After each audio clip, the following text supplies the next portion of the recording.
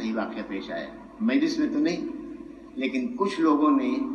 ادب کے پہلو کو، احترام کے پہلو کو اور اس مقام کو جو حضرت مسیح علیہ السلام کا تھا پوری طرح نہ سمجھ کر چندے کے معاملے میں کچھ شبہات اپنی طرف سے غالباً سے دیکھنی تھی، کسی ساتھ ہی کیے ہوں گے، لیکن جو حضور نے ان کو جواب دیا اس سے معلوم ہوتا ہے کہ ادب کا مقام کتنا گہرا ہے۔ حضور نے فرمایا یہ کام، حضور نے ان کے نام خط لکھا، فرمایا یہ کام خدا تعالیٰ کی طرف سے ہے، اور جس طرح وہ میرے دل میں ڈالتا ہے، خواہ وہ کام لوگوں کی نظر میں صحیح ہے یا غیر صحیح ہے، درست ہے یا غلط، میں اسی طرح کرتا ہوں۔ بس جو شخص کچھ مدد دے کر مجھے اسراف کا طعنہ دیتا ہے وہ میرے پر حملہ کرتا ہے، ایسا حملہ قابل برداشت نہیں۔ اصل تو یہ ہے کہ مجھے کسی کی بھی پرواہ نہیں۔ اگر تمام جماعت کے لوگ متفق ہو کر چندہ بند کر دیں یا مجھ سے منحرف ہو جائیں تو وہ جس نے مجھ سے وعدہ کیا ہوا ہے وہ اور جماعت ان سے بہتر پیدا کر دے گا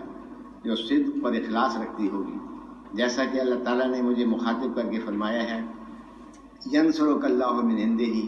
ینصرک رجال نوحی الیہ من السماء، یعنی خدا تیری اپنے پاس سے مدد کرے گا، تیری وہ مدد کریں گے جن کے دلوں میں ہم آپ وحی کریں گے اور الہام کریں گے۔ پس اس کے بعد میں ایسے لوگوں کو ایک مرے ہوئے کیڑے کی طرح بھی نہیں سمجھتا جن کے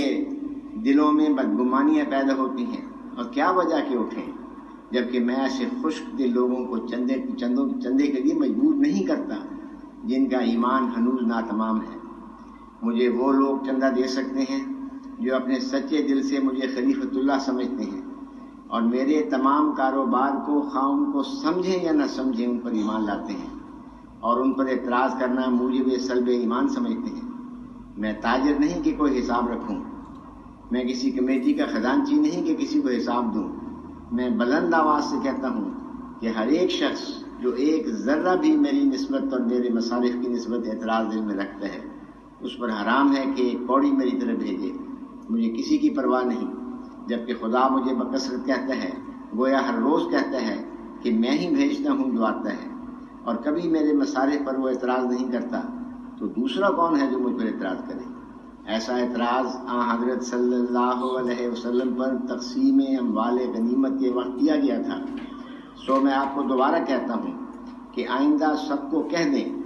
کہ تم کو اس خدا کی قسم ہے جس نے تمہیں پیدا کیا۔ ایسا ہی ہر ایک جو اس خیال میں شریک ہے ایک حبہ بھی میری طرف کسی سلسلے کے لیے کبھی اپنی عمر تک ارسال نہ کرے، پھر دیکھیں کہ ہمارا کیا حرج ہوا۔ اب قسم کے بعد پھر میرے پاس نہیں کہ اور لکھو۔ خاکسار مرزا غلام احمد علیہ السلام، ملفوظات دل جہاد۔ اللہم صلی